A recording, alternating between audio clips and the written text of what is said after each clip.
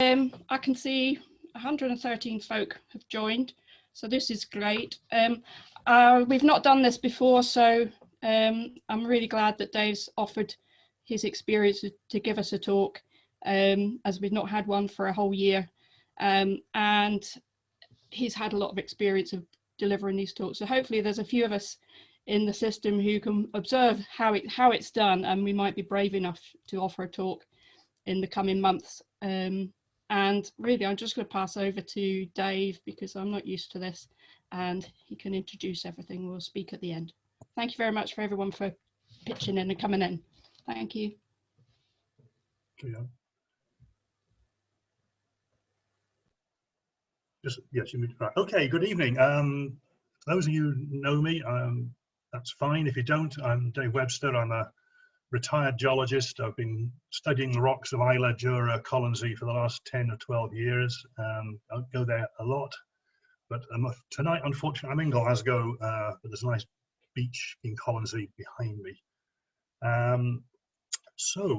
Welcome everybody. We've got members of the Islay Natural History Trust on, and lots of other people who I've just sent out emails to, and thanks to everybody. I think we've got quite some people in North America and all around the world listening in tonight. So welcome to Colonsay, welcome to the Islay Natural History Trust.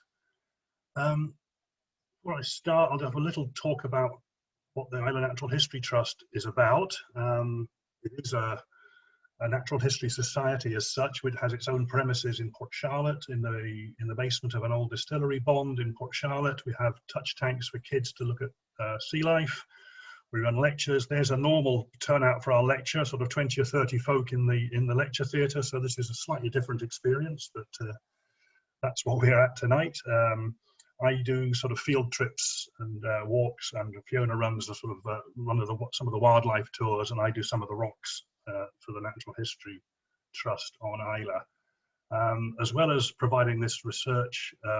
This sort of visitor experience and members experience. So there's also other things that the trust do involved with the Islay Genetic Development Initiative and with the pollinators. We're looking at, and some of that work is funded by Prochlatic through the Botanist Foundation, to looking at sustainable harvesting of foraged herbs and flowers for the botanist gin. So there's a sort of tie into the Prochlatic organization as well here.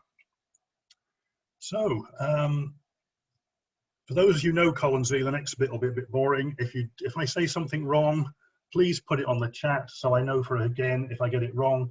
As I say, I don't live on Colonsay. I've visited it many, many times, but I'm not a local. And if I get something wrong or say something wrong, please pull me up.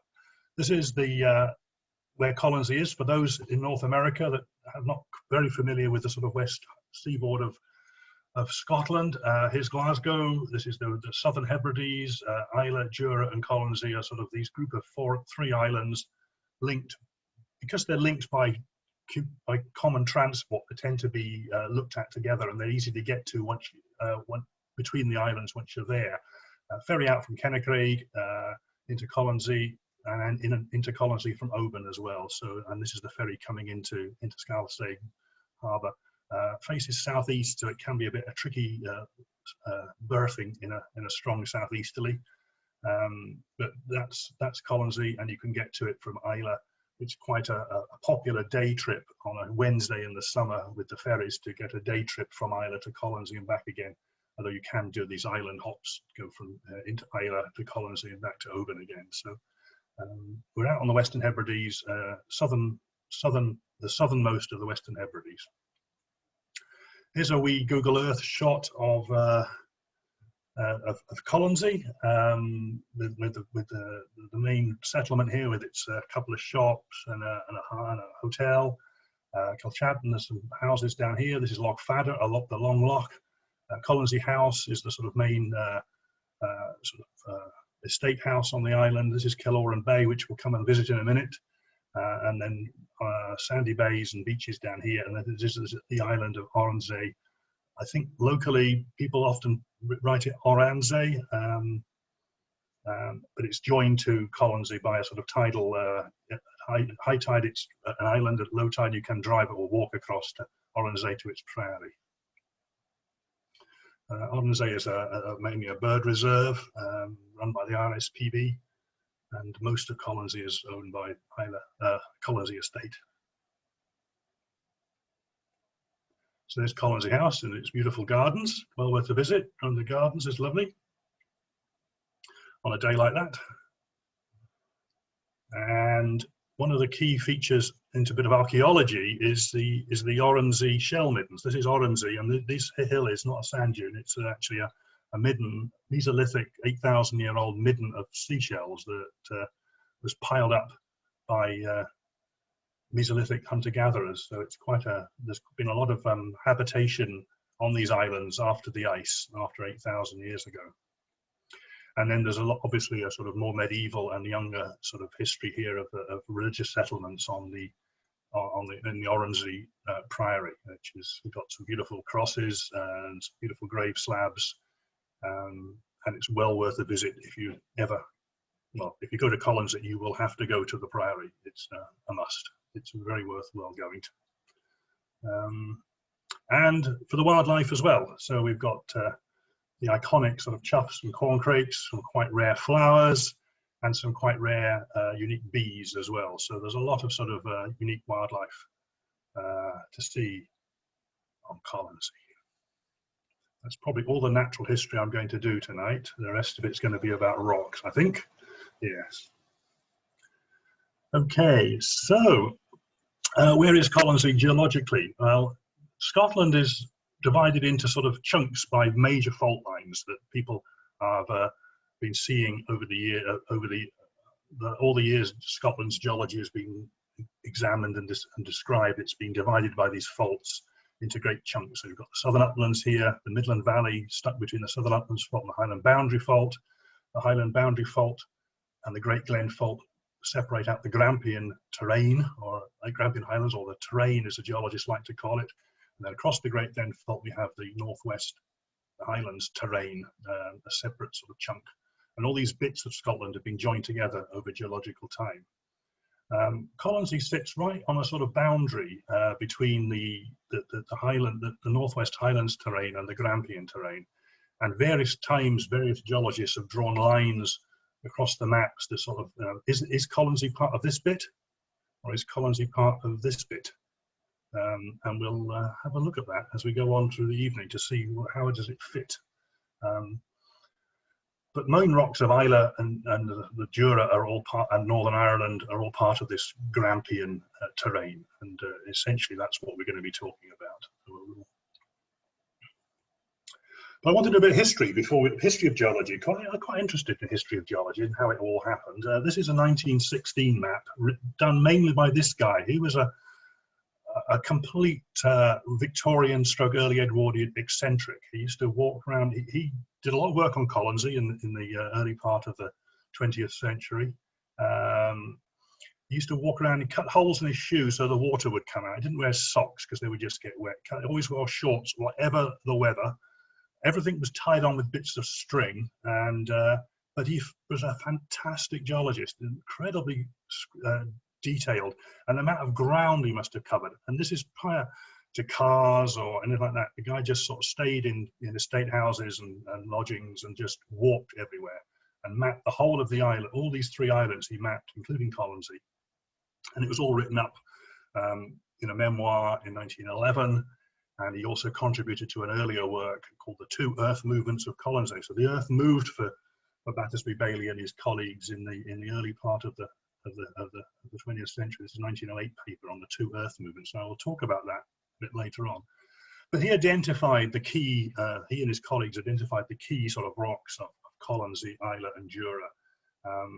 It's dominated by this yellow stuff, which is the Jura quartzite, which forms the high paps of Jura and into Islay and the Northern Islay. But we're not going to be talking about them today because Colonsay doesn't have any of that. Colonsay is this brown stuff, which is very similar to the Rnz. So Colonsay and the Rnz are very related to each other, and I will talk about them interchangeably in many respects because they are the same, pretty much the same rocks. This brown stuff, which was once called the Toridonian. The Toridonian is a rock formation that's very prominent in northwest Scotland, forms the sort of iconic mountains of Quinag and Chellac and all these mountains. And these sandstones were interpreted by Bailey to be the Toridonian. And these red rocks down here, which are mainly pink gneisses, were interpreted to be the Lewisian, which is the rocks you find in Lewis. So these guys were very keen on calling this stuff the Lewisian gneiss and the Toridonian. They wanted to correlate. Correlate's a geological term we use to say they're rocks of similar age, similar style, so that they match up. And geologists love matching up rocks and correlating them. So this is, Colonsay was correlated much with very similar to Islay, Northern Islay in the Rnz, and correlated to rocks further to the northwest. This is a modern map, not dissimilar to Battersby Bailey's map, and here's Colonsay.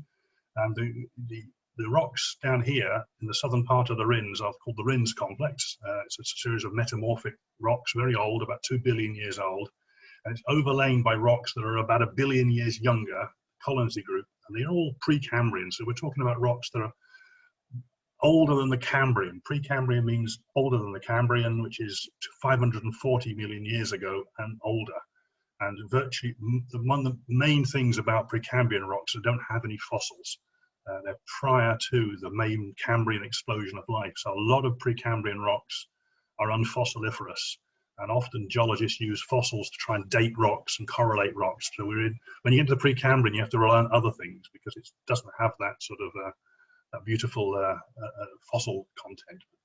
Anyway, so we've got the Colonsay group, which are a group of sandstones and mudstones sitting above the Rnz complex.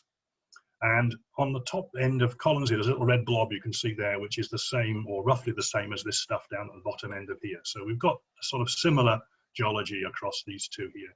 These rocks are younger. These are still Precambrian, but this is Islay, and it's Islay anticline, and the Jura quartzite is the yellow stuff here. But we're going to be talking tonight about the Rnz complex and the Colonsay group and a few other bits and pieces. And the reason that it's different here, we've got fault. Geologists have faults in the rock. They love mapping faults. Faults are quite crucial and are quite an important feature of the Earth's crust. And there's a big fault that runs right down the sea, offshore from Colonsay, through Islay, through the low part of Loch Grignard into Loch Indal, and off the coast of the southern Rnz. And there's another one that probably runs right through Maca Bay as well, and probably joins in together here. So there's a complex of these fault lines, and this fault seems to separate this sort of slightly older green stuff, the Colonsay group, from these slightly younger rocks to the southeast. So this is quite an important feature, and we'll come back to talk a bit more about the Loch Grignard fault system later on. It's still a bit active. We do get earthquakes in Islay, and often they're on this fault. So this fault, we believe, is initiated about 400 million years ago, maybe a little even before that, and it still rumbles along today, and it's had a sort of quite a long history of movements. But the earthquakes we've had in the last 50 or so years have been very minor. They've been, I think, some of the distillery lorries probably shake the ground more than this fault does, but nevertheless, it's BGS can still recognise it as an active fault line. Geologists love to put a stratigraphic column together. It's like as if you could imagine all the rocks of the area sort of bundled up on top of each other, or you drilled a hole or a well right through them all stacked together, and they get older to the bottom. Yeah. So the oldest rocks are at the bottom, and this is the Rnz complex. I said it was about 2 billion years old, 1.8 to be exact, roughly, which is about half the age of the Earth. The Earth's about 4.5 billion, so this is about half the age of the Earth. So there's another 2 billion years of Earth history before the Rnz complex, but it's still fairly old stuff. And the Colonsay group sits above it, probably around about 800. So there's about a 1 billion year gap between the Colonsay group and the Rnz complex. And on Colonsay, all we're going to see is this bit we're talking about here. On Islay, we've got a few more of these younger rocks right up through here, but on Colonsay, we're going to be just talking about the Colonsay group and the Rnz complex. So here's my my pretty map of Colonsay, the geology of Colonsay. Now, when I say it was the Colonsay group, that's the word we use to sort of group a whole load of relatively similar rocks together. Geologists love hierarchy. They love lumping and splitting, and especially splitting. So we end up lumping all the rocks together as a group. because they all look relatively similar. But then when you get to the detail, they look differently. So you've got different rocks in Rnz, and then there's a band of rock here, and then there's another band of rock here, another band of rock here. There's some limestoney type rocks in Killoran at Scalstake. And so geologists have divided these up into formations. So FM means formation, which is a subdivision of a group. And then you can get a member and a bed and a unit and a bed. So you get smaller and smaller divisions of the what we call the stratigraphy or the strata. But formations are quite a good one because they usually define the sort of mappable things. And these are all the formations of the Colonsay group across Colonsay. And the oldest one is down here. So the oldest is in Rnz, and the young this way. If you go this, so if you walked from the west coast of Colonsay to the east coast, you would get younger and younger rocks of the Colonsay group. And that applies across this bit, but the top bit of Colonsay is a bit more complicated. It's a bit more messed up because there's repeats of things. This purple rock here, the Kilshatton group of formation of rocks here, occurs again here and up here. And this is this little sliver of Rnz complex up at Balmahard Bay, which we're going to come to in a minute. So that's where we're going to go first, because geologists love to start at the beginning. We like to start at in the oldest rocks and work our way into younger rocks. So here's a pretty picture of the north part of Colonsay. Just to dream on about when you're sitting in a cold, wet February place. This is where you want to be.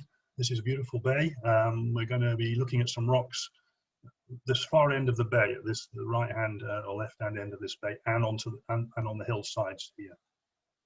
So here's my geological map, which is going to be in the new geological guidebook that I'm about to finish. And each of these areas on Colonsay and on Islay and Jura have got sort of detailed sort of geological maps with a sort of red breadcrumb line for you to follow, numbers of localities to come and visit, and descriptions in the book about what to see at these locations. And I've also put them onto map apps like View Ranger as well, so you can download the thing onto a smartphone. So this is Balmahard Bay, and we're going to start here with locality 1, having walked for 4 or 5 miles from Killoran up to the far corner. We've stopped for a brew here at the shed at the end of the track, and then we've walked across the dunes and we've ended up on the beach. So here we are on the beach at the bay, and we're looking for these pink rocks in the sand here at the northern end of the bay. And these are the rocks of the Rnz complex that are similar to the ones in the Rnz. When you look at them in detail, you see they're sort of grey and stripy, lots of foldy bits, squashy up bits, and lots of bands in here. And when you look at the rock like that, you know that's not been formed by water or wind, and it's not been formed. That sort of structure you wouldn't get from a molten rock. So it's not an igneous rock. It's not a sedimentary rock. It's a metamorphic rock. It's a rock that's been through the mill, as it were. And it was once, we believe these were once igneous rocks formed from molten magma that have been metamorphosed. So they were once granite type rocks. There's a particular granite called a granodiorite, which is a particular type of granite. And this rock has been squished and squashed and turned into a meta-granodiorite. And you get these bands. Metamorphism tends to clump the minerals together that are, when an igneous rock crystallizes and cools, all the minerals are all scattered around. But when it metamorphoses, they like to get with their pals and join up into bands with the similar minerals. So you get these mineral banding in this gneiss. So there's the gneiss here, and there's also some slightly younger rocks called pegmatites, these pink ones. So we get this beautiful sort of grey stripy stuff, which is the gneiss, the granodiorite gneiss, and then this pegmatite, which is mainly orthoclase feldspar, which is a sort of pink potassium feldspar. It's very quite prominent, and it gives the rocks this pinkish colour. And it's that pink colour that those of you who know the Rnz will know that there's a lot of pink rocks. If you just walk out of Debbie's coffee shop on Brookladdick and look onto the beach there, onto the stones and rocks there, a lot of pink rocks there, and a lot of them look like this, and this is why this was correlated with that. And if you go to the Lewisian in Lewis, look at all the rocks in Lewis, they're also pink like this as well, and with stripy stuff. And so that you can understand why Battersby Bailey and his colleagues sort of said, well, it's the same stuff, because they didn't have the modern techniques that we have to date absolutely date these rocks. All they could do was look at similarities and say, they look the same. But now we can date rocks using radioactivity, uranium, lead dating mainly on some of the minerals. Some of the minerals contain small but measurable amounts of uranium. Uranium decays to lead in two different ways, two different uranium isotopes decay to two different lead isotopes.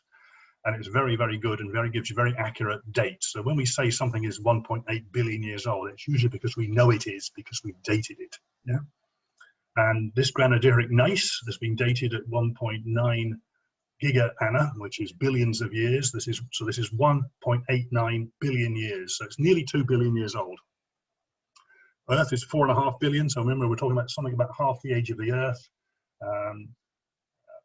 Very significantly old, and it's certainly we're talking about nearly 1.9 billion years old when this granodiorite, this granite, was formed, which was then metamorphosed into a gneiss a little bit later.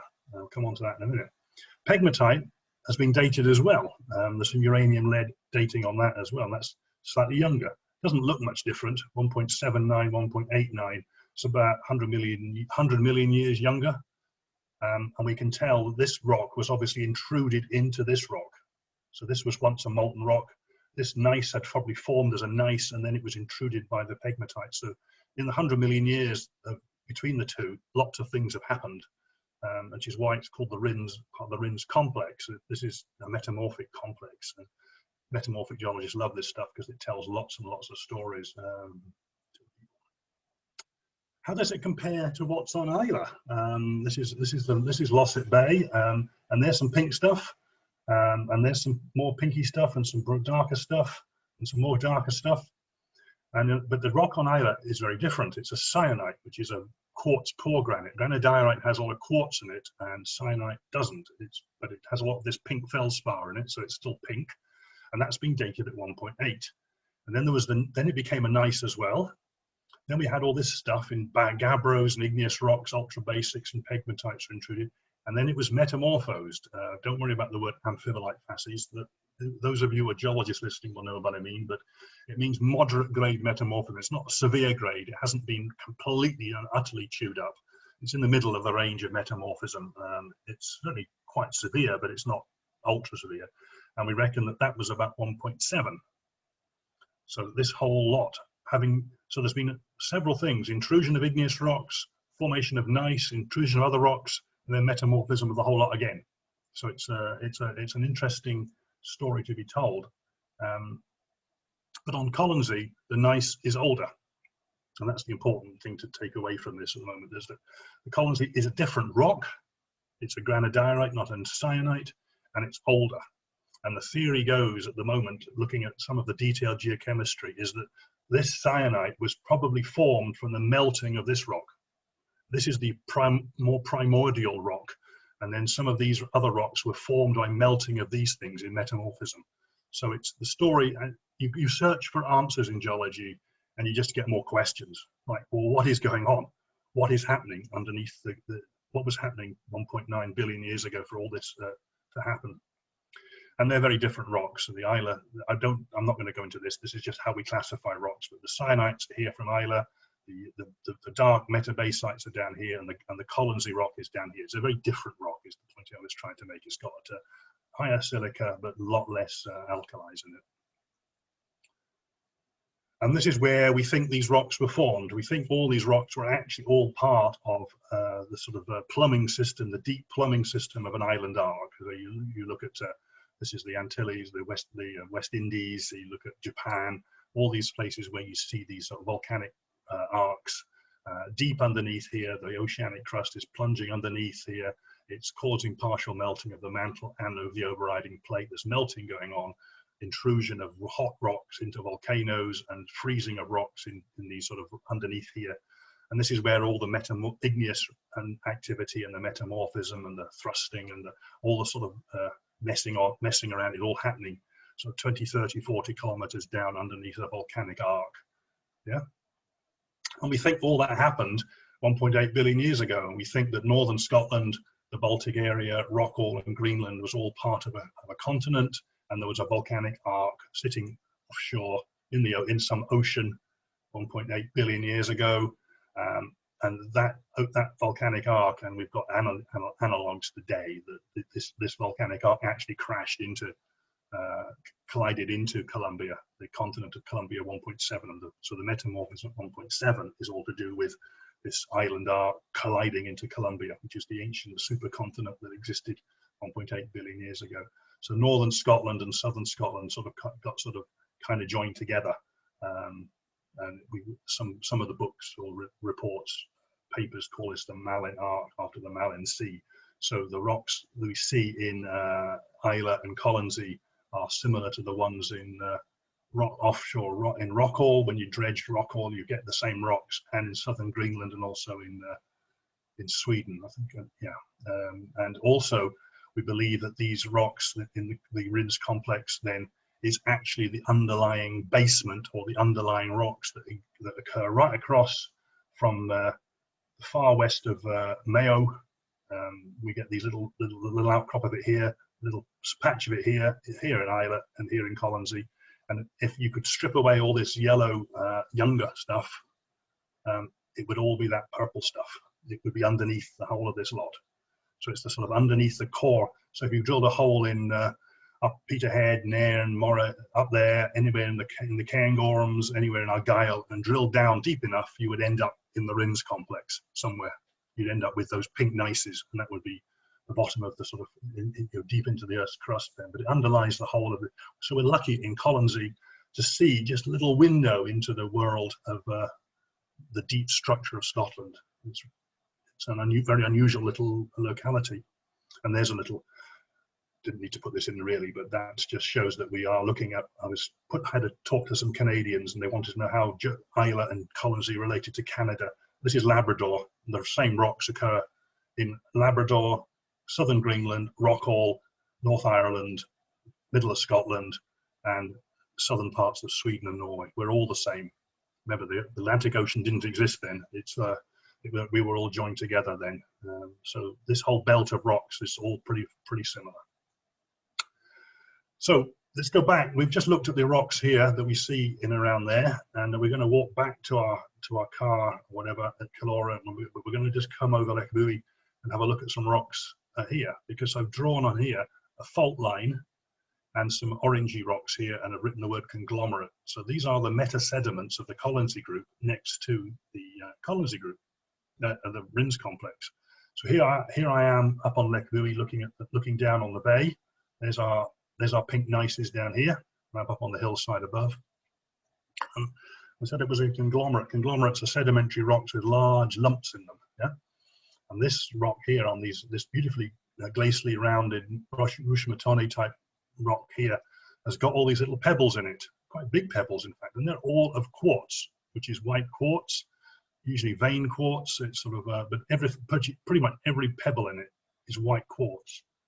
And this was unusual because people expected to find, if you're going to have a conglomerate here, often it's because it would have pebbles of the rock that's underneath it. It would be eroded from the Rnz complex. You'd expect lumps of pink stuff in this, but it hasn't got any pink stuff in it. It's just got white stuff in it.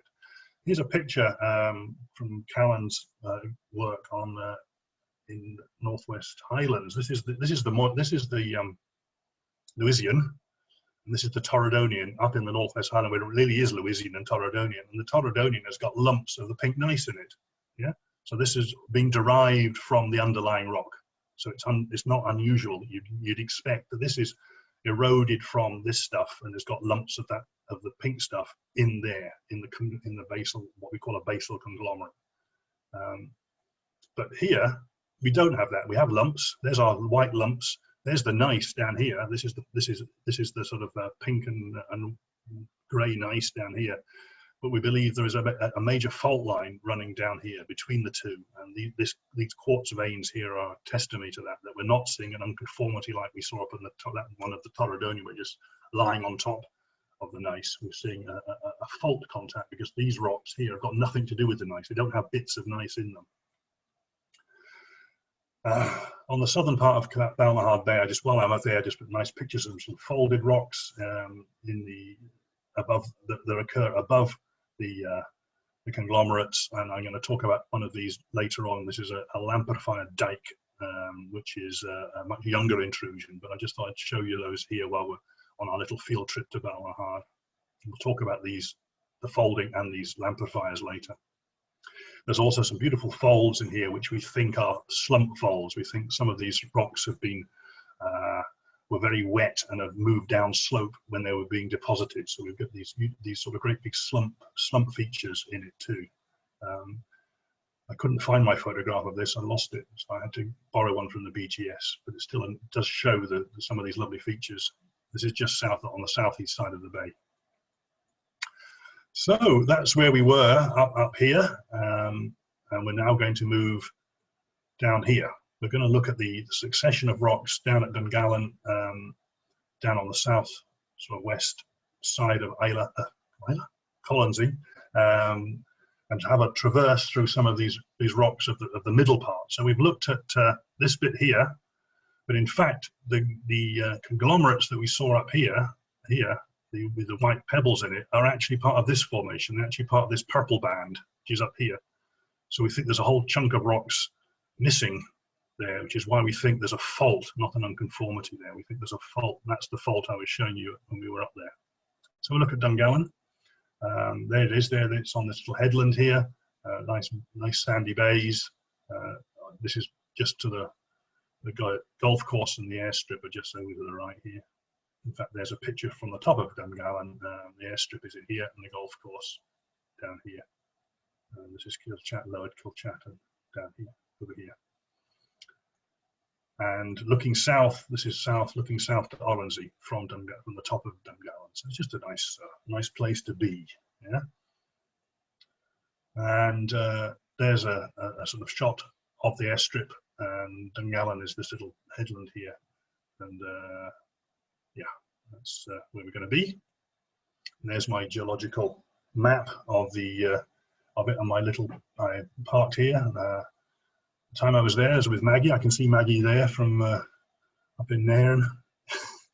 We walked this way with your dogs, yeah, and crossed over here, and then Dungallan here, and then there's a walk that goes all the way out to Rnz and the bay at the south here. So there's a lovely little tour we're going to do here now for the next 5 minutes.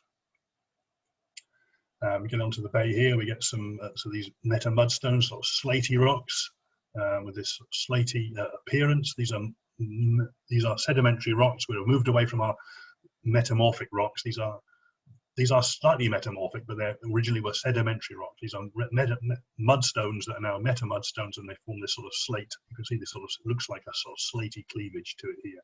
There are also some meta sandstones. But these are folded. You can see this is the bed, but it actually bends around here. It actually curves around here. So there's some sort of folds in these sort of meta sandstones as well. So there's beds of meta sandstone and meta mudstone, and that's pretty much the story of Dungallan, the sort of interbeds of sand and mud. Were once sand and mud, but have been gently metamorphosed. Not to the extent that the Rnz complex has been metamorphosed. This has been quite gentle metamorphism. And some of these beds of sand are quite thick. These are several meters thick, and when you look at them in detail, this is the sort of thing that geologists look for, is sedimentary structures, and you can see this sort of pattern here. This is a sort of ripple or a small dune, small sort of feature in the sand that's been formed by water. This tells us this is deposited by water currents, and it's likely that the water was moving this way. And you can see here that they're cut off here, that they sort of slope out and truncate gently down here, and this tells us which way up the rock is. We know that this must have been that way. It was the top, and this bed then cut across that one here. It helps us tell things like that. So this is deposited by water, probably by some rivers, big river systems in the Precambrian, late Precambrian. We also get some beds of conglomerate. This has got beds of pink stuff in it. Yeah, this has got lots of pink feldspar in it. So this possibly is derived from the Rnz complex, but it's a different formation to the ones we see up in the north. But there's certainly a lot of pink feldspar in this little gravel bed here. And then we get features that we believe are channels. These are sort of these must have been fairly substantial river systems depositing sand, and you can see there's a truncation of the beds here, probably in some sort of channel system. But lots of thick sands, lots of immaturity in these sands, those who know about. So there's a lot of heavy minerals in, there's a lot of ilmenite, a lot of chlorite.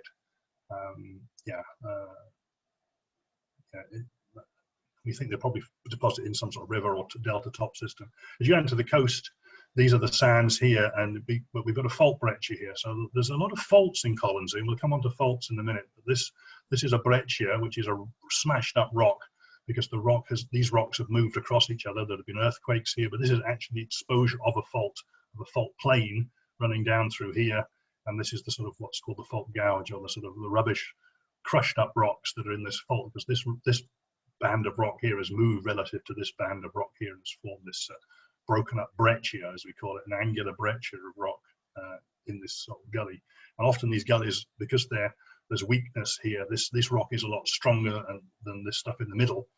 We tend to get them eroded out by the sea. So this is why the coastline of places like Colonsay can be quite indented, because it's got these fault patterns, these fault lines that get eroded out. And often these gullies that you see and walk around on the beaches there, you get into these gullies, it's often the sign there's a big fault there. Then you get to Plat Moor, which is the sort of big sandy flat rock area on the south. This is the gully that I was just standing at the bottom of. This is the fault gully in here, and there's some quite nice rocks to the south here. This is looking over towards Colonsay, Rnz, and these are some muds and sands that are probably deposited by turbidites. They're deeper water sands and muds than we saw in the river deposits earlier. And there's some nice little fold structures in here. These are these little beds of sand, and look at this little feature here. You can see these little white stringers going right through here, and see how this rock is folded, comes over here and does this. And obviously something's happened along this line here, and obviously this rock has been pushed this way, yeah, and the rock has fractured here as it's being shoved, and you get this sort of fold.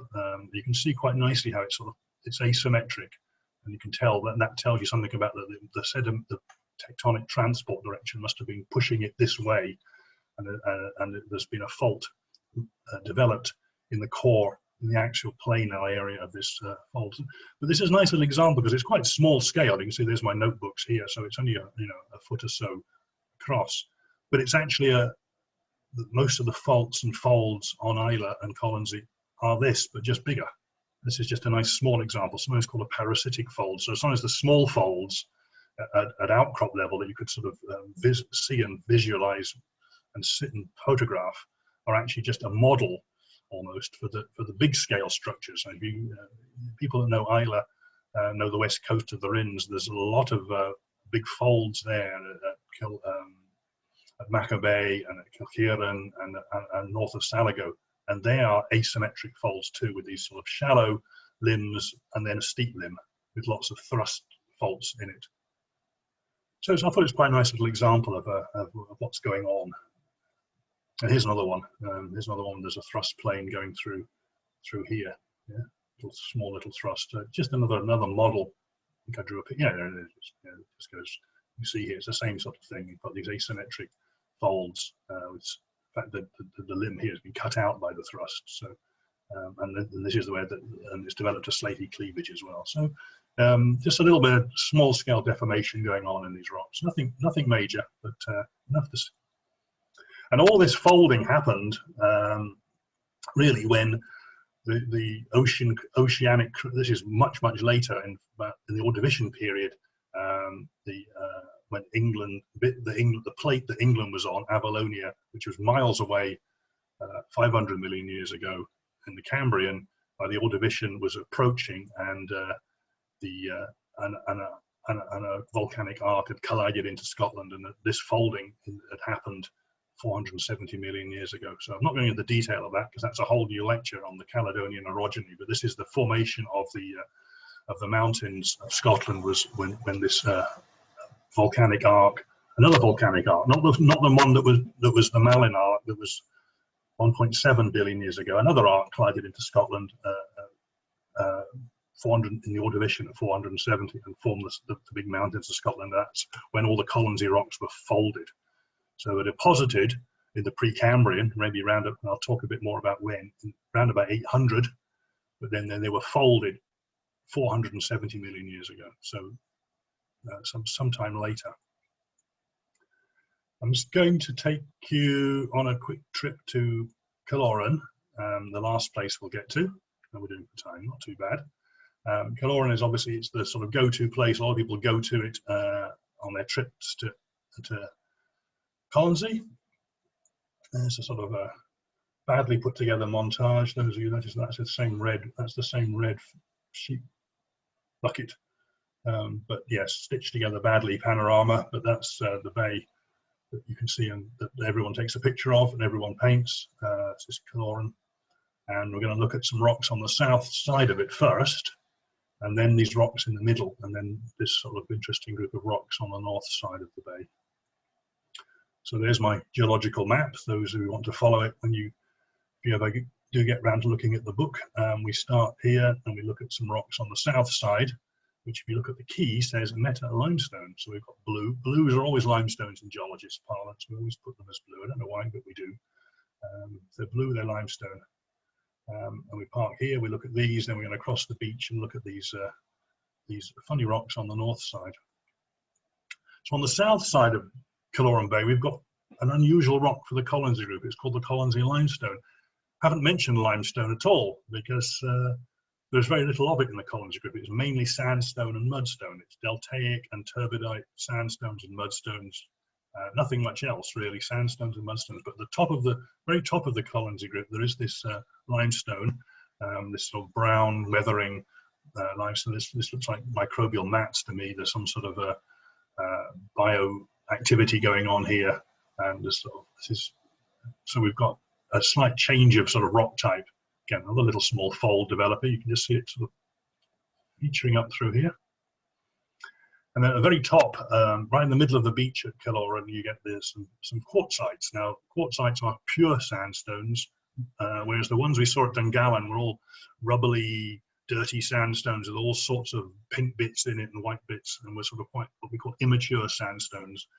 This is more like what the Jura quartzite is like, which is 99% quartz grains, which is like a clean beach sand. So we've got this is a beach sand, a lot of quartz grains in that, and this is probably an old beach sand of some sort, yeah. But this will be 600, maybe 800 million years old beach sand, and then there's some more mudstones sort of above it. But just remember there's a quartzite here because it features just in the outcrops over here. So we get into it. So that's pretty much the whole of the Colonsay group that we've seen on Colonsay. We've seen right at Ard's Kennish, we saw the greywackies, just very poor exposure really, but we saw they were the turbidites, and then we saw the Dungallan grit, which is the stuff at Dungallan with its sort of pink lumps in it and heavy minerals.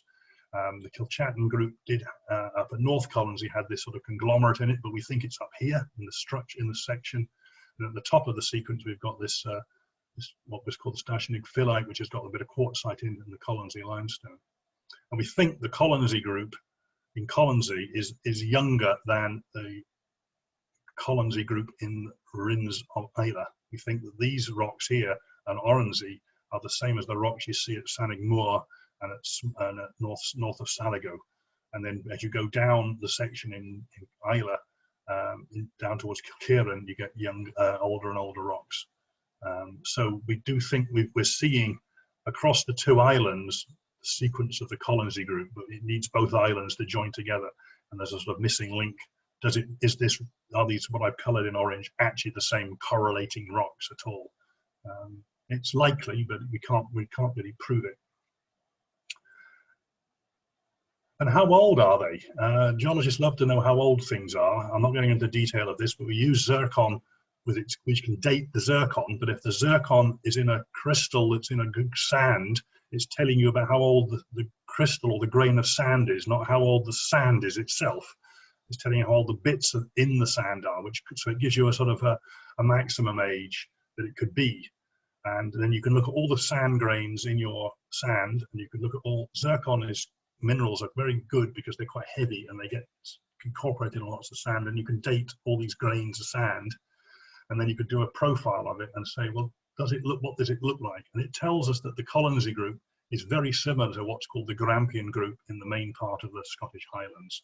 Again, I'm not going into details of this, it would take me forever, but it's likely that the Colonsay group on Colonsay and Islay correlates with what we call the Grampian group in the main part of the northeast Grampian Highlands of Scotland. And they are dated based on some other evidence that they are just slightly younger than 800 million years old. So we don't know, we can't directly measure how old the Colonsay group is on Colonsay. You just take it from this type of analysis and correlation that it's likely that it's 800 million years ago, and the data from these zircons tells us it's probably come from the west, from Laurentia. So we think that Islay and Colonsay were part of Laurentia, i.e. Canada. We think that a lot of these rocks are derived from the erosion of in the sort of Canadian area.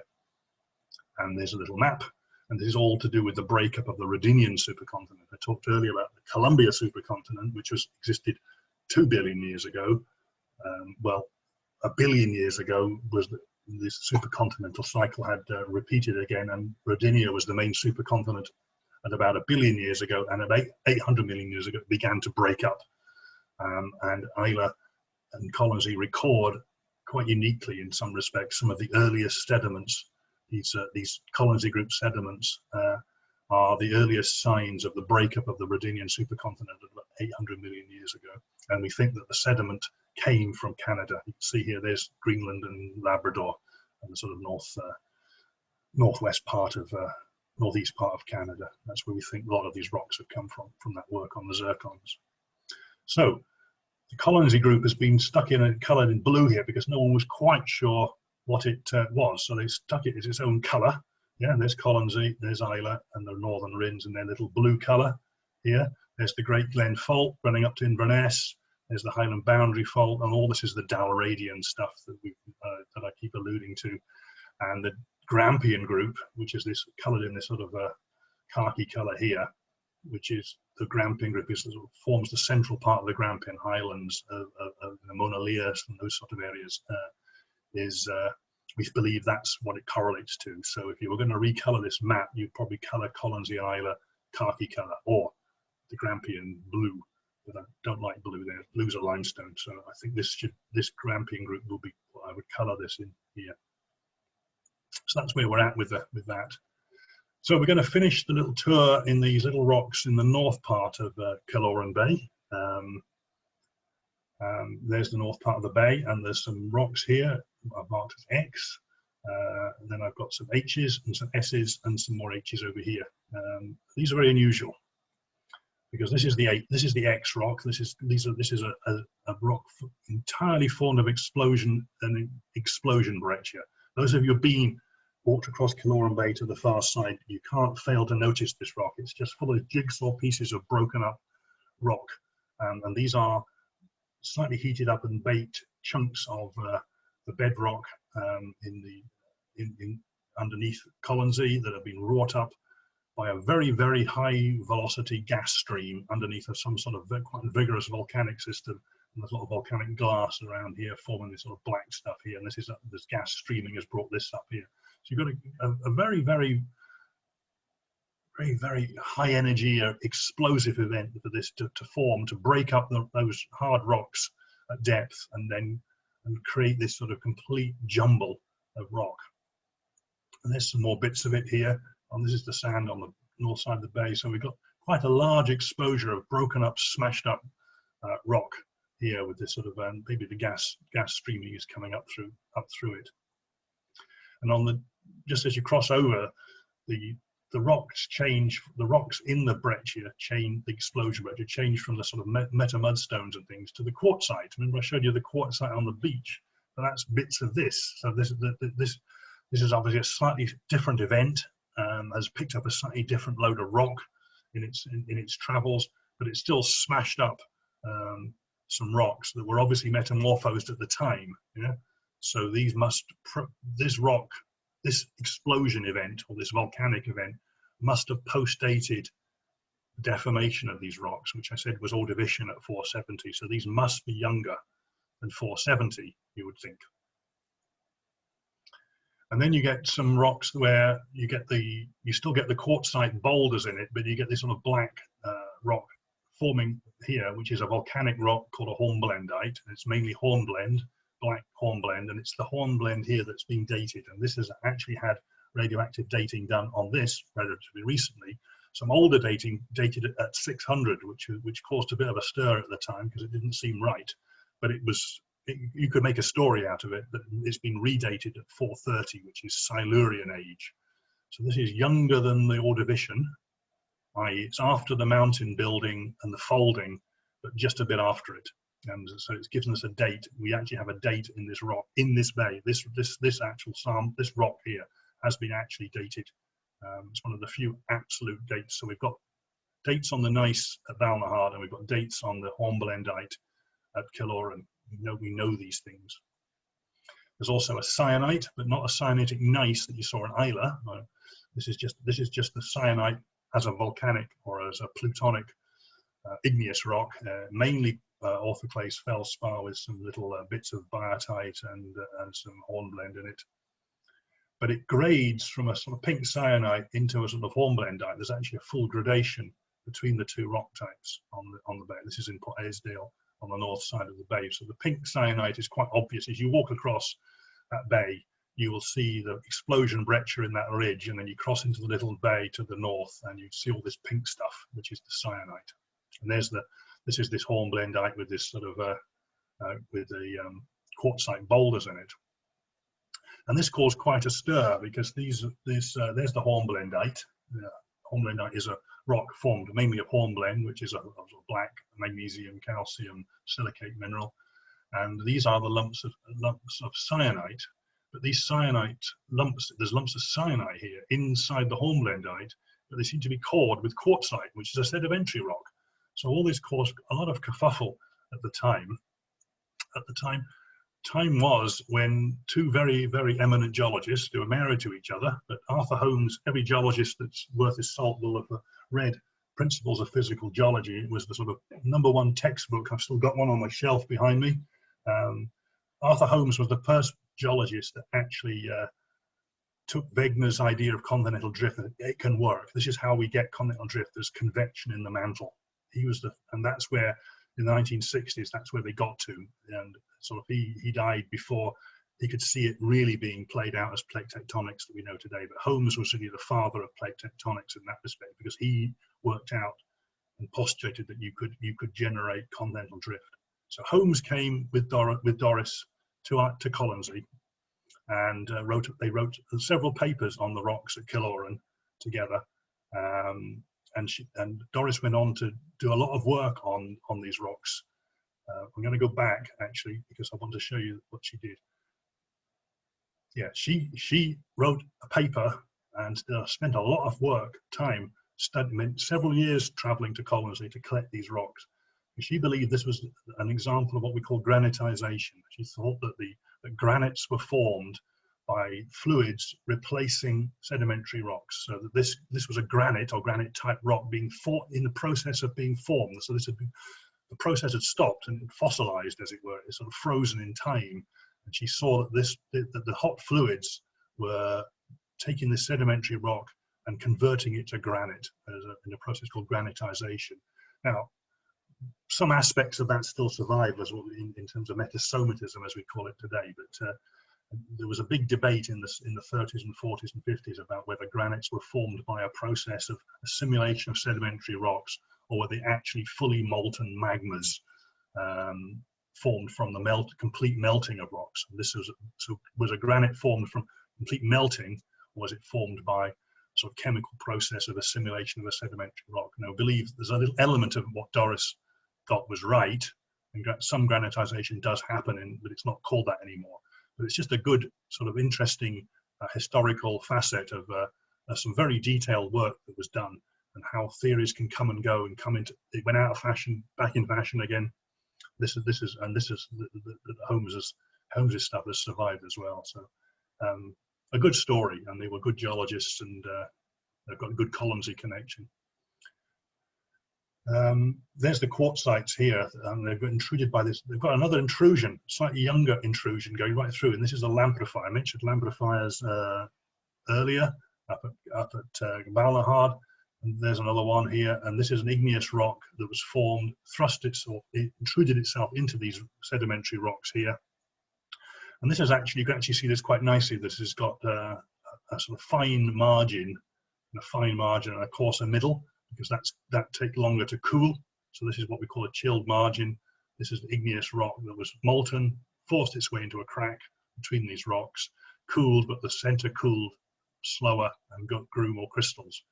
These are lamprifiers. They're very unusual, highly alkaline rocks, a lot of potassium, a lot of sodium in them. And this is, we know it must be younger than the explosion breccia, because here it is. That's the same one. If you cross the bay at Killoran, you cannot miss this, because you probably walk up this, because it's easier to walk on this little ramp up onto here than it is on this rough explosion breccia. But you can walk on this lovely lamprifier dike, which obviously must post-date this. Yeah, this must have happened, this explosion, volcanic explosion, and then you've got this intrusion, slightly younger intrusion. So we think this is Silurian, about 430. This is probably Devonian, maybe about 400, 390 or something like that, somewhere in the early Devonian. And you can see it's intruding into the syenite as well. So this is the lamprifier, and that's the pink syenite with its little blebs of hornblende, and it's obviously going into little holes and working its way into little crevices and things like that. So that's the timeline of where we've been, really. We started off here, 1.8 billion years in the formation of the Rnz complex. Then we had this billion-year gap to 800 million years ago. The Rhodinian supercontinent cracked open. The Colonsay group was formed in the late Precambrian, between maybe 800, 700, that sort of time. We know that the Iapetus Ocean opened and it closed at around about 470 in the Ordovician, formed the folds. Then we get some intrusions of these, we get these volcanoes in the Silurian just before 400, and then the sort of final lamprifiers in the early Devonian around about 400 itself. So there's a sort of three sort of key sort of time periods that we've been talking about. Just to mention a few other wee bits and pieces. Yeah, sorry, this is just to show you, this is when we finally got these lamprifiers and the volcanic explosions probably happened at the time these faults were formed, and that's why I wanted to go back to that one, sorry. You can see all these faults running right across Colonsay. In fact, the Loch Fadder is on one of these fault lines here. And these intrusions, and these are ones at Killoran, there's one at Balmahard, very covered in sand. Scaliseg at the pier, there's another beautiful intrusion here, and they've intruded along the fault lines. Yeah, so these faults were moving roundabout in the end Silurian, early Devonian, and they're probably strike-slip faults. They were actually faults that were tearing, like the San Andreas type fault, related to the Great Glen Fault, which runs through here. And we think that these volcanic plumes came up these fault plains, up these weaknesses, up these fault plains. And it was all to do with the final collision of Avalonia carrying England and Southern Ireland as it collided into Scotland. And there was it collided in a sort of a way that just pushed it up like this. Baltica and Laurentia collided in a hard way and formed the Moyne Thrust in northwest Scotland. But this was a soft collision, mainly causing faults, not big folds. And we think that this collision of England into Scotland was formed the Great Glen Fault, for example, and the faults we see on Colonsay are all related to the Great Glen Fault round, which is about 430 here, as you can see in the Silurian, as England and Scotland finally got together. There's another map from another publication that tries to show that in the Silurian, early Devonian, the northwest Scotland along the Great Glen Fault was a long way away. Yeah, it was maybe 400 or 500 kilometers up to the north. Yeah, but by the time we got to sort of into the Devonian, that Scotland had been put together. Remember, I said all these bits were all bits of terrains that have been joined together, and it wasn't until 400 million years ago that northwest Scotland finally decided to join the rest of Scotland to become that. And also Newfoundland got together as well. The northern peninsula of Newfoundland here was also separated out from the rest of Newfoundland, and the Cabot Fault in Newfoundland is probably the same as the Great Glen Fault. And this Atlantic Ocean has now created a great big gap between us, but they're geologically, Newfoundland, Scotland are very similar. So that's the story there. So volcanic activity related to the Great Glen Fault at the end of the Caledonian orogeny as England slid into place. Here you can see it's actually, the movement is probably this bit going west, Avalonia going this way, yeah, pushing up this way rather than this going down that way. Just want to show you a couple of seabed pictures. I've got some more, and we're currently doing some work on the seabed bathymetry at the moment, trying to relate Northern Islay to Colonsay. So this is just a crude map here, but you can see this is the Loch Grunyard fault that I mentioned. There's Loch Grunyard, goes through here, and you can see on the seabed there is a huge feature on the seabed, and this is the one that's giving us the slight bits of volcanic eruptions today. And we've got here offshore Colonsay here is Devonian rocks. Here we've got Devonian rocks being cored offshore here, and there's the fault, the Loch Grunyard fault, and that's the Great Glen Fault out there. So Colonsay is sort of sandwiched in this sort of a little triangle between these major fault lines, which have probably had quite, although they started off being faults in the Silurian Devonian, have probably been moving ever since. They moved in the Carboniferous, they moved in the Mesozoic, at the time the dinosaurs were trampling all over this place, which they were. Then these faults would have been active faults then as well. They would have caused earthquakes when the dinosaurs were there. There's a little map showing Colonsay and North Islay. We've done some, BGS have done some boreholes off Colonsay here, and they found what we call old-grade sandstone offshore from Colonsay, and there's the Loch Grunyard fault running through here, and there's the Great Glen Fault here, and a lot of thick sediments over here. Colonsay is just in this little wedge of Dalradian rocks stuck there. So quite interesting. Just shows you that's probably the reason why Colonsay is there. It's just because it's stuck between these two faults, and it's just a little uplifted block, and it's just sitting there, just slightly above sea level. Whereas there's a lot of shallow water here that's just sort of if you took the water 20 meters away, you'd have a bigger Colonsay than you've got right now. These faults running through here, they do have some little. So people keep mentioning these things to me. These Munchie Dikes, which are it's a very unusual rock, probably Carboniferous, 300 million years old, and it's a very unusual rock. That's why it's Munchie is in Portugal, named after Portuguese, but it's unusual, and we get some up in here, up at Kilshatton, we get some unusual Carboniferous rocks, and we've got some dikes of Paleocene age, which relate to the opening of the Atlantic at 60 million years. So we do get those. They're very common on Islay, but quite rare on Colonsay. You get a few, not very many. There's one at Dungallan. There's one at just by Dungallan, you can see. But they're all related to the opening of the Atlantic Ocean, 60 million years. The last thing I wanted to mention was the glaciation, the Ice Age. The very last few minutes now. It's quite when you stand on Granodiorite to the south, to the north side of Killoran Bay. It's quite this shelf here. Is it called Uriag? Anyway, the wee little settlements up on the north, off on this flat bit here. You can see how flat it is. Armin's picture is fantastic because it just shows you the flatness of that relative to the horizon. Yeah, and that's marked on the map as a raised beach. Now, it's not technically a raised beach, though the sea probably did come up here at some stage. But we think this was a cliff line. The sea was here around about 2 million years ago in the Pliocene, before the glaciation. This is probably a pre-glaciation peneplain, strand flat even, and so the sea was here prior to the glaciation, and it's just a remnant of this what's called the high rock platform. And if you go to Islay, just across the water on the north coast of Islay, you get exactly the same thing.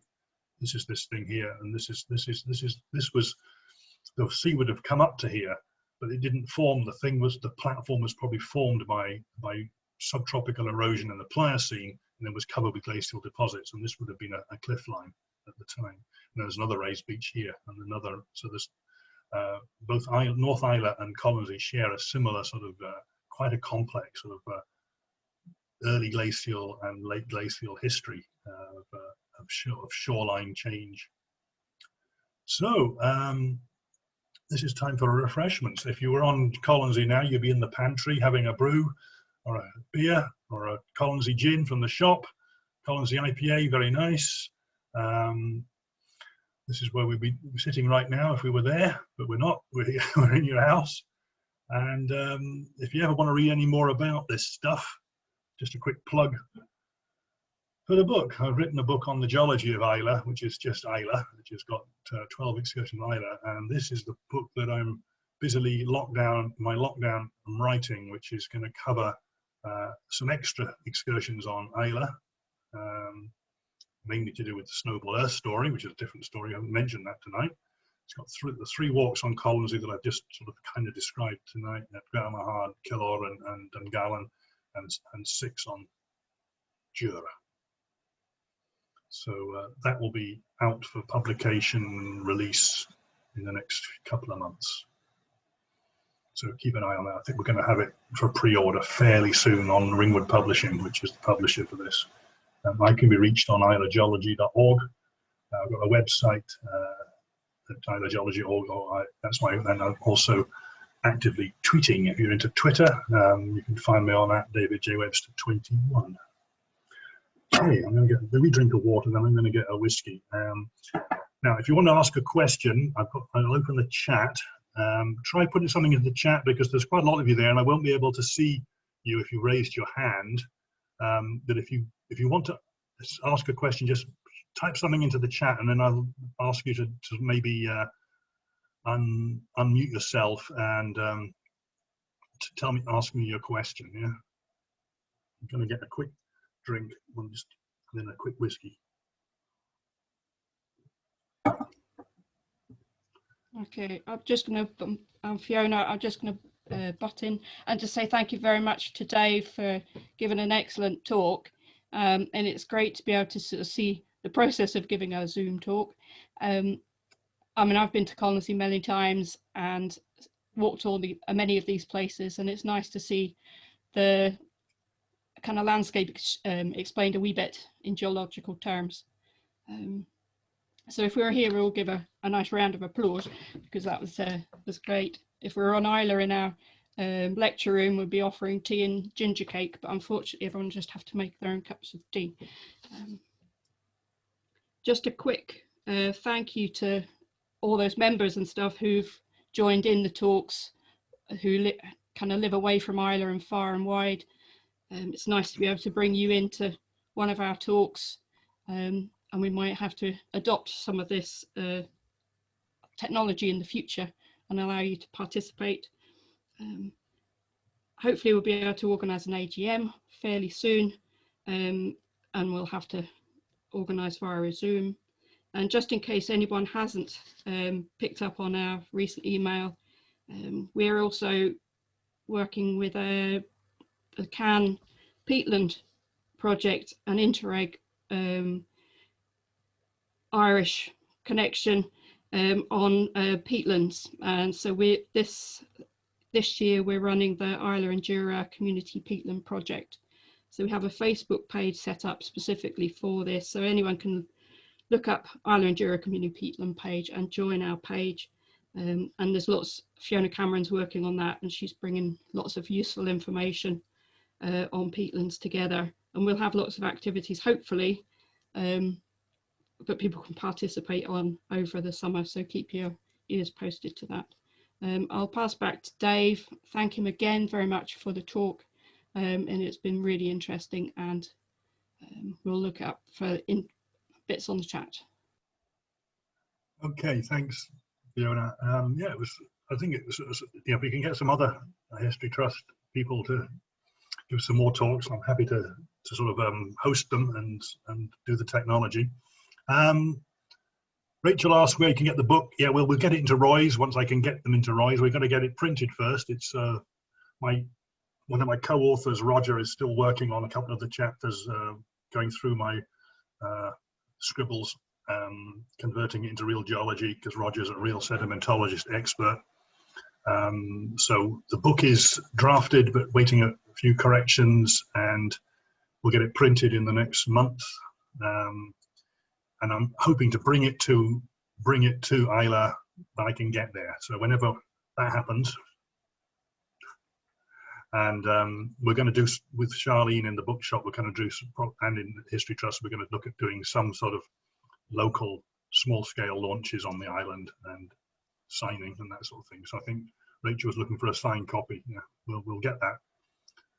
Yes, Kaz says, thanks very much. See you in Island Colony. Well, hopefully soon, yes. Very soon. Stuart, one question. Where in the world are the oldest rocks? Well, actually Canadian, as far as I know. I think it's called the Ataka Gneiss. I think it's certainly in north of Lake Superior in Canada, and I think they're about 4 billion years, 3.8 billion years old, maybe 4, and they've got some zircons in them that are 4.2 or something. Very close, yeah. Look it up. I'm not the expert, Stuart, but certainly northern Canada. Acasta Gneiss, I think it's called. Yeah, A-C-A-S-T. Acasta Gneiss, I think is what it's called. It has a claim to be the oldest rock in the world. The Earth's crust is so mobile, the older rocks just get chewed up. You can see from the plate tectonics that I've alluded to tonight how the Earth's crust is turning over completely. Stuff gets subsumed down, it gets broken up, it gets metamorphosed. So the older the rocks are, the harder they are to preserve. But if you go to the moon, they're all 4.5 billion years old. End of. Nothing's happened.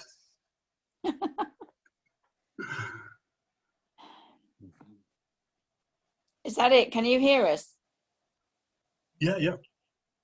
Okay.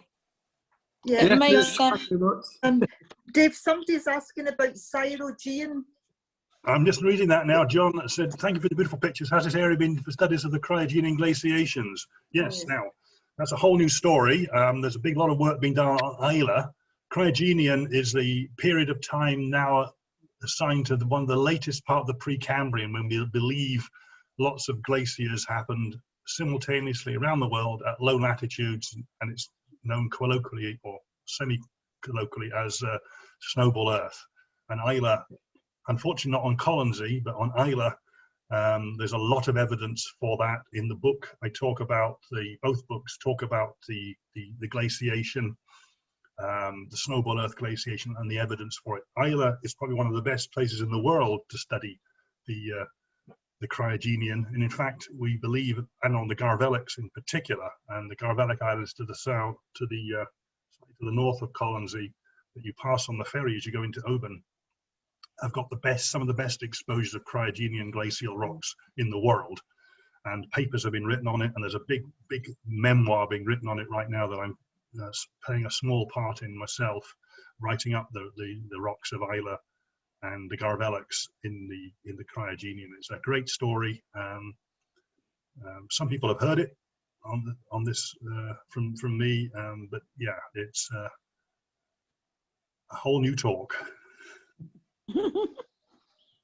It was great. The talk was great. Brilliant. Are you still in Nairn, yeah? Well, I'm sort of in there, and I moved. Funnily enough, I'm going to tell you this. Can you hear? The person who's just moved into another cottage on the estate is the daughter of Kevin Byrne, the ex-owner of the pub on Colonsay. So she's got a house on the west coast of Colonsay. I don't even know where, because I've only spoken to her for about 5 minutes. But I'm wondering if she's been listening to the talk. It's just quite funny, because I'm now in a wood 10 miles sort of south of Forres and Nairn. Right. And it feels very far away from Islay, but now this lady from Colonsay has arrived, and her husband and children. In fact, they've probably been listening to it. Her children are in Colonsay still, living with Kevin Byrne, who's just been listening to your talk. So it all feels suddenly I feel very close to you all. Good. Well, that's at least with the Zoom thing, you can sort of join people together in a way that you wouldn't have thought of a few months ago, that's for sure. Absolutely. I would just never have done it if it wasn't for this. I would never have got round to it. I'd have carried on being a boring old fart and not bothering to turn my computer on. So it's very good. So can you see us? Yes. Oh, right. So I can't see anybody else. I can only see your pictures. Well, you can think called gallery view, so you don't get on your machine, you'll see a gallery view. I couldn't find it. While you're finding it, I'm going to answer a question here. Yeah. Ronald the Cleaner said the earliest volcanic rocks on Colonsay caused by the opening of the Iapetus, or was it a different ocean? The volcanic rocks we see on Colonsay are all quite young relative to the opening of the Iapetus. Opening of the Iapetus happened about 600 million years ago, and a lot of the rocks on the southern part of Islay, around Port Ellen, date back to the opening of the Iapetus at 600 million years ago. They're basaltic type rocks that testify to the opening of the Iapetus at 600. What we're seeing on Colonsay is volcanic rocks that were formed at the time the Iapetus closed, at the collision time. So at around about as I say, round in the sort of 400 million year old range. So the Iapetus opened at 600, and by 400 it had closed. It was at its biggest at about 500. So it's like the Atlantic, it's opened and then it's closed, and the Atlantic will eventually close. It's about as big as it'll get at the moment. It'll probably, if we could come back in 100 million years time, there probably wouldn't be much of the Atlantic left. That's just the way. Thank you. Yes, but you see, it looks as though I'm Ronald. Oh, never mind. We know you're not. Well, you do, but Yeah, I can't do it. Definitely doesn't say. Right, I'm going to go now. I'm quite annoyed that I can't find it. There definitely doesn't say gallery There's a thing called, there's a difference between speaker view and gallery view. That's the thing, Maggie, to look at, yeah? I can't find speaker view or gallery view or anything. You on an iPad or what are you in? I'm on an iPad. I think it's top left somewhere.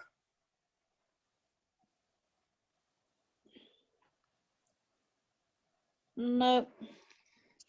And it keeps disappearing all the time. It won't give me a chance. Well, No, and it's fine. I'm sure you have really enjoyed seeing me. Anyway, right, I'm going. Thank you very much. That was fab. Brilliant. Bill 8, is that Bill Hewitt? Would you recommend an atlas of land masses over the whole of Earth time? Yeah, David, it's all very confusing to me, being an ex-geologist, and I've not really kept up with the science as well as I should have done it. I just wondered if there's, an atlas that shows how all these continents opened up and closed up. Yeah, I think there's an American guy called Chris Scotese, Scotese. He's done a huge amount of work on sort of paleogeographic atlases and brought it all up to date with the modern plate tectonics. Well worth a look at. He's got a huge website and a load of YouTube stuff. Yeah. Bill, I think if you look online, there's quite a few YouTube videos of the paleogeographic configuration through time, usually Scotese, but there are a few other groups as well. Yeah.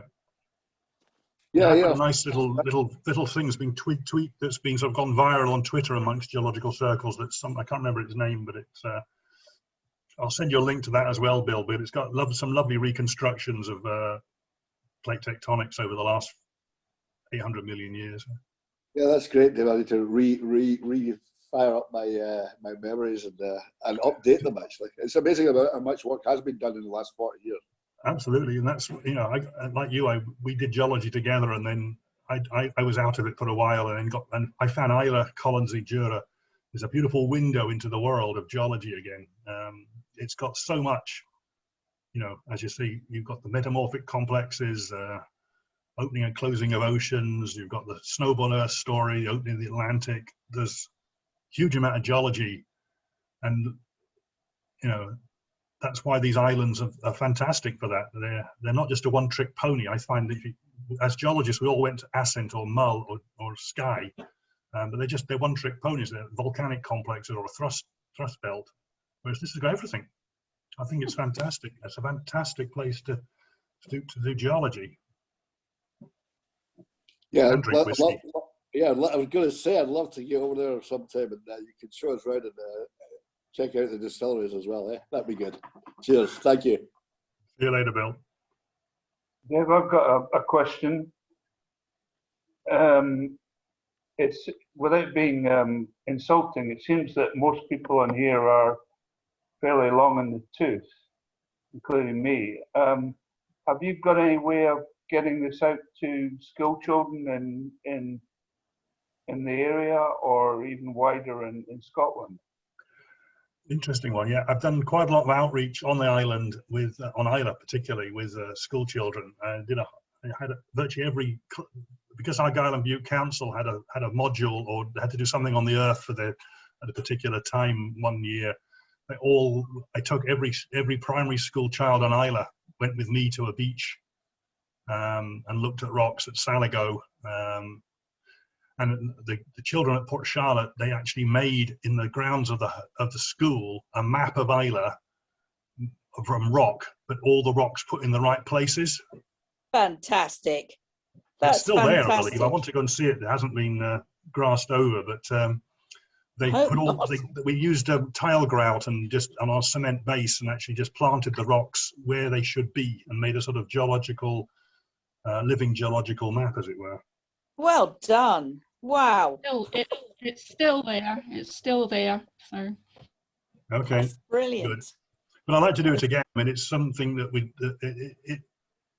it needs a co-op. It needs sort of collaboration with and fitting it in. But I think I'm trying to do something in Glasgow, because Glasgow's got the COP26 coming up this year, and we're trying to do something with school kids in Glasgow using the fossil grove as a sort of key into looking at prehistoric geological climate change 300 million years ago, when Glasgow was a tropical rainforest on the equator with very different atmospheres to it has now, and using that as a sort of as an in to talking about current climate. And we can do the same on Islay, looking at the 700 million year old glaciation on Islay, and how that climate change and how the Earth got into a snowball state and then got into a greenhouse state and back again. So Islay is a fantastic laboratory, and it'd be great to show more kids that story, you know. And once life gets normal, I'll do more of it. Brilliant. Like kids out on beaches, they love it. Kids love to take Islay kids out on the beach. They just love it, you know. Practical learning is the thing. Right, I'm going now. Thank you very much. Okay. Bye. See you, Maggie. Bye now. Bye. Someone's asked me about the southern beaches of Colonsay silica sand. Well, I think that the idea is that virtually the whole of the southern part of Colonsay is made of sandstone. So naturally enough, the beaches are going to be derived from the erosion of the bedrock locally, and the quartz will be the thing that survives. Quartz is a lot more robust than the feldspars, they're in the sand as well. So you'll end up with quartz-rich sands. A lot of the sands around the area have got a lot of shell debris in it as well. I put some acid on when I was looking for limestones. Our geologists run around with bottles of acid. If you stick some acid on the sand of Islay at Saligo, it fizzes, because it's just full of broken up shells as well. So a lot of them, they look like silica sands under a microscope. Half the particles will be shell, and the other half will be quartz. Which is why the maca is so fertile, because the maca then is the wind-blown sand, and it's got shell debris in it, and that's why it's much more fertile than it otherwise would be if it was just quartz sand.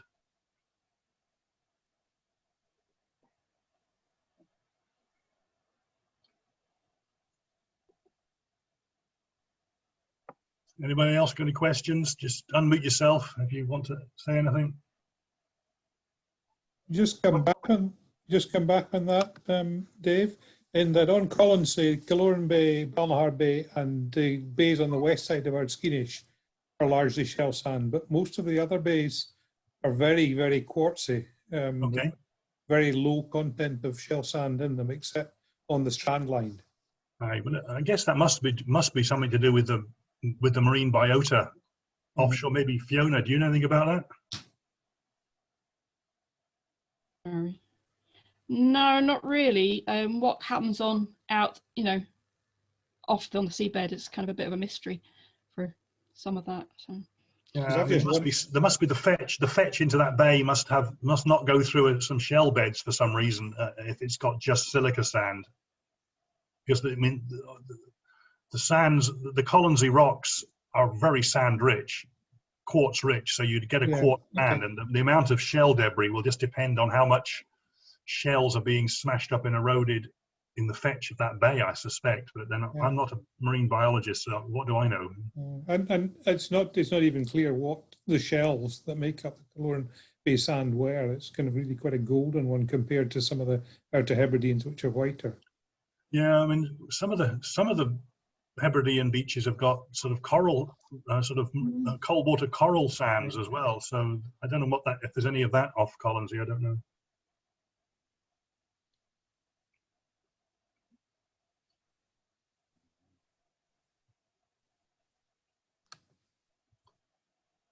When's your book going to be out, Dave? Any realistic timeline? Sorry, I missed the question. When's your guide going to be out?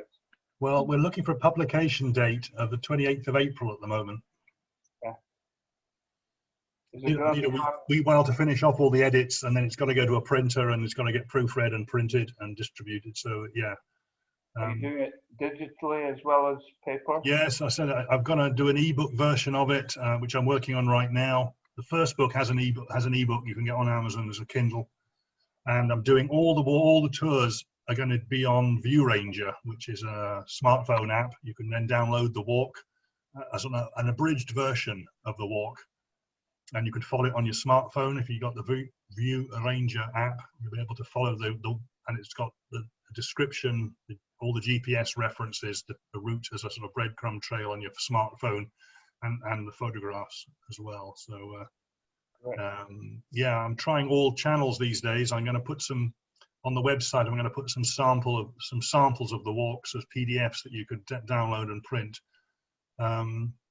Yeah, I mean it's a tricky business, book writing, because if you put it all out there for nothing, you've got a printed book, then you can't sell it because everyone gets the ebooks from the thing. So you've got to be. It's a delicate balancing act between putting it all out on the free world of the internet and trying to actually recover the costs of printing a physical book. People still want a physical book to stick in their rucksack and go for the walk. You know.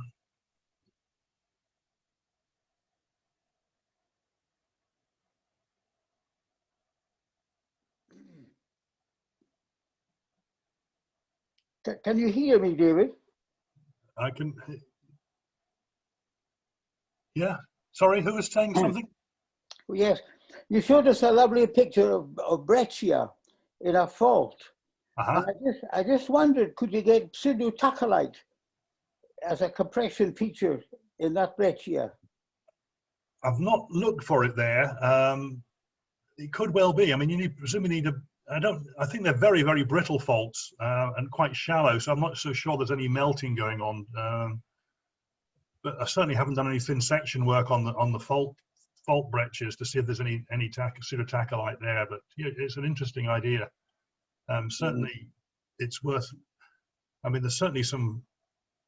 Yeah, some of the volcanic breccias could have some sort of glassy matrix as well, which is very, very high velocity gas streaming type matrix, which is similar but different. Yeah. Mm-hmm. Yeah, thank you.